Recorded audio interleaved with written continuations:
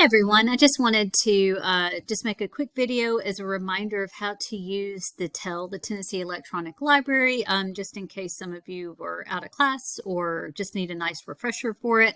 So TEL is a great place to go to, and a lot of students continue to use it even when they're in college. So just as a reminder, what we looked at today is you can go to Students, and you can click on college because all of y'all are college students, which is awesome. And then it pulls up all of these databases. And so like you've got Academic OneFile, just some different ones that you can kind of explore if you want to.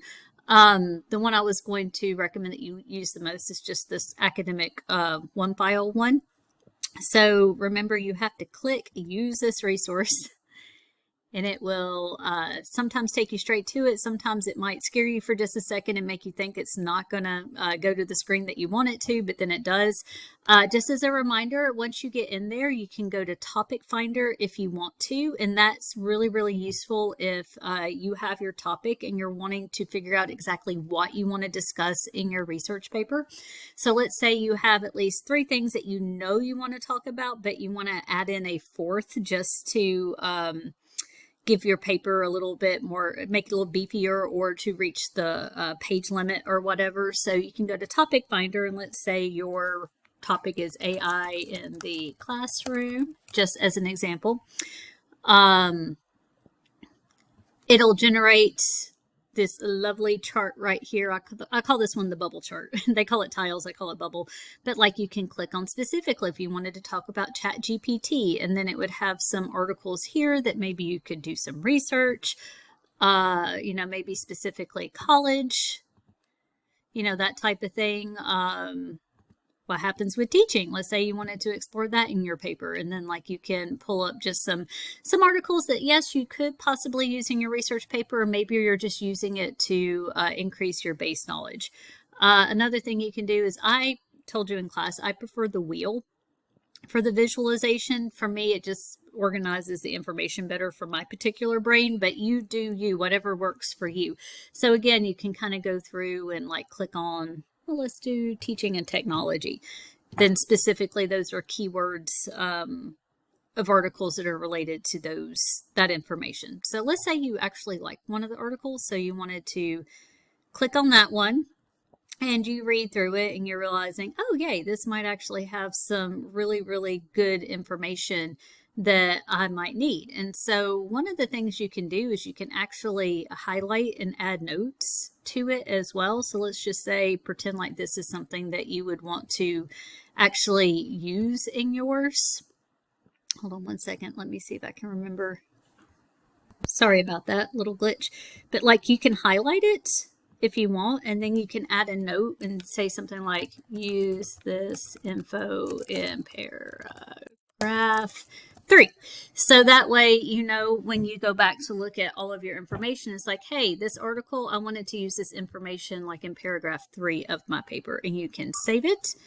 And then you can download it to your computer. You can email it to you. You can print it, save it to Microsoft OneDrive, whatever you would like to do. So that was an article that we found through Topic Finder. So let's keep going back. Actually, go back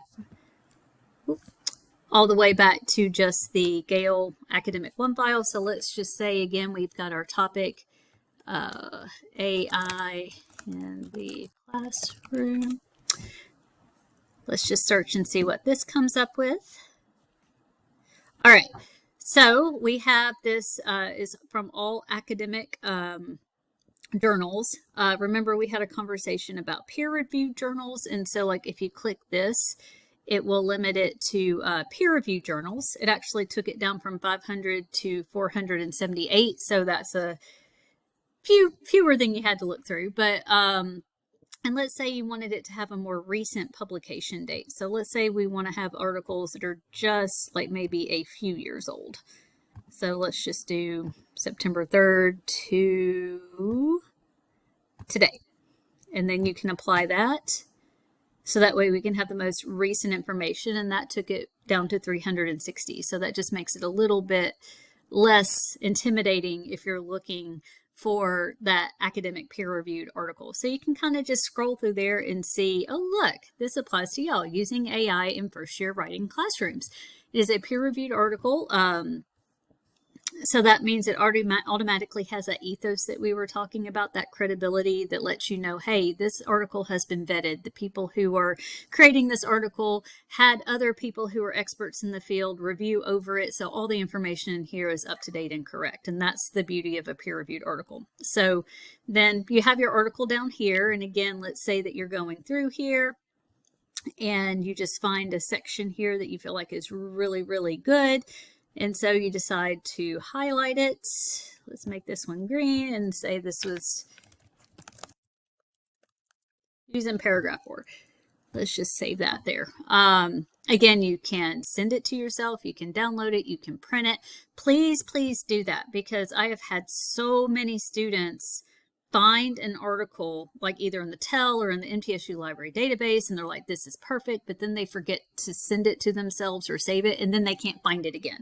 Because when you're talking about weeding through 360 articles, sometimes like the order's different if you try to pull it up again, and so sometimes it makes it really, really difficult for you to find it. So make sure that you are saving that, and just remember too, if you go all the way down to the end, it will have created the citation for you. So all you have to do is select all of that, or copy, and then just paste it into your annotated bibliography or your bibliography.